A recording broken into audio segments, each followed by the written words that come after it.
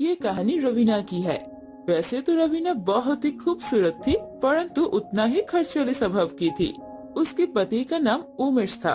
उमेश एक स्टोर में काम करता था और जो भी कमाई करता था वो अपनी पत्नी को शाम को लेकर दे दिया करता था। परंतु उमेश की पत्नी रवीना उससे थोड़ी भी संतुष्ट नहीं थी। उसे लगता था कि मेरे माता पिता ने मेरी शादी गलत जगह पे कर दी है, जो कि थोड़े बहुत पैसा कमाता है और ये मुझे अच्छे से खिला पाता है नहीं, और नहीं अच्छे से कपड़े पहना पाता है।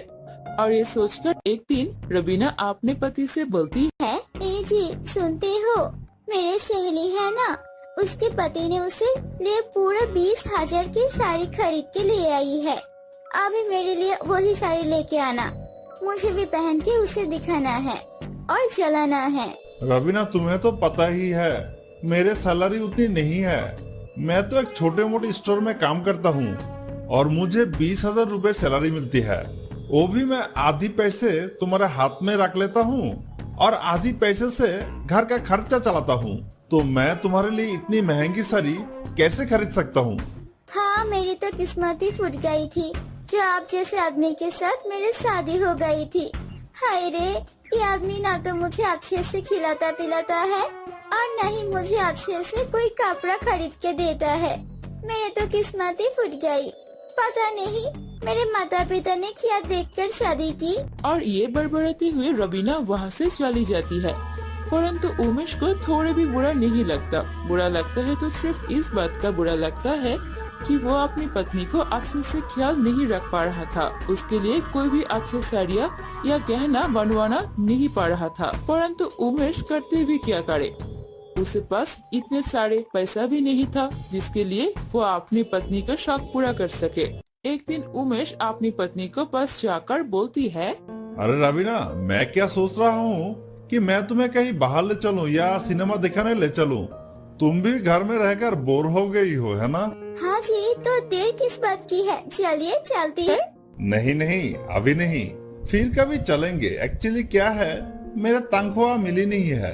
तनख्वाह मिलने दो, 3-4 दिन में मिल जाएगी, फिर मैं तुम्हें घुमाने ले चलूंगा। अभी से तुम प्लानिंग कर लो क्या क्या तुम करोगी और कहाँ कहाँ घूमोगी तुम। ऐसे बातें बनाना बंद करिए, ठीक है ना? जब नहीं आपको घुमाने ले जाना होगा तब बोल दीजिएगा। अभी से मैं प्लानिंग करूँ, अभी से तैयारी करूँ। रवीना, मैं तो तुम्हें इम्प्रेस करने आया था, लेकिन तुम तो खामोखा मेरे पे गुस्सा हो रही हो।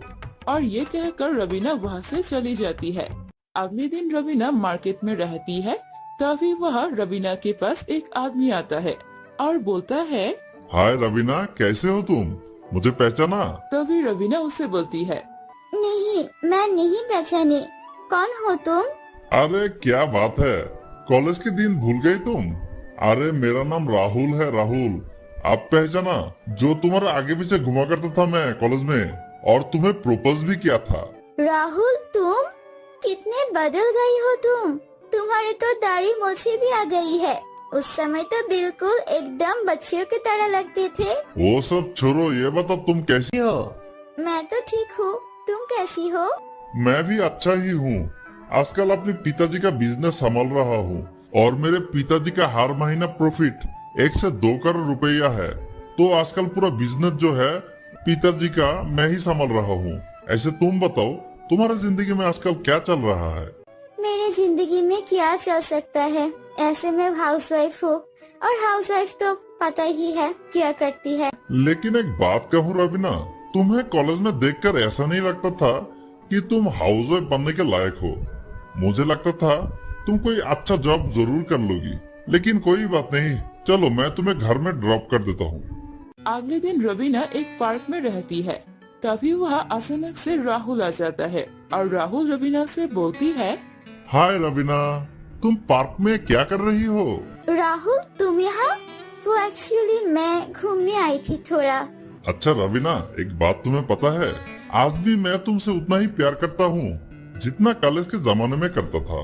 परंतु अब तो बहुत देर हो गई है। अब तो तुम मुझे शादी भी नहीं कर सकती क्योंकि तुम्हारी शादी भी हो गई है और हाउसवाइफ बन गई हो तुम तो। तभी रवीना बोलती है, क्यों नहीं हो सकती है, बिल्कुल हो सकती है, क्योंकि आज मैं भी तुमसे बहुत प्यार करती हूँ। तुमने जब पहली बार प्रपोज किया थे तब मुझे थप्पड़ नहीं मारने चाहिए था। उसके लिए आज मैं तुमसे सॉरी बोलती हूँ। आज ऐसे भी मैं अपने पति से उब गई हूँ। मुझे बिल्कुल अच्छा नहीं लगता अपने पति के साथ, क्योंकि वो मेरे शक भी पूरा नहीं कर सकते। कुछ भी कहो लेने के लिए तो बोलती है पैसा ही नहीं है। अब उस आदमी के साथ मेरे दम घुटना लगता है। तभी राहुल बोलता है, हाँ तो तुम अपने पति को छोड़ क्यों नहीं देती? चलो मेरे साथ, मैं तुम्हें आज भी शादी कर लूंगा।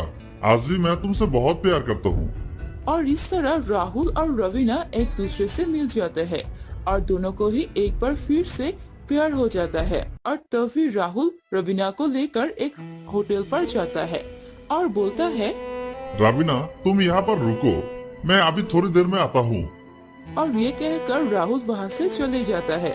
इधर रवीना के पति शाम को जब घर आता है तो देखता है रवीना घर पे नहीं है। बहुत जगह ढूंढता है लेकिन उसे रवीना कहीं नहीं मिलती है।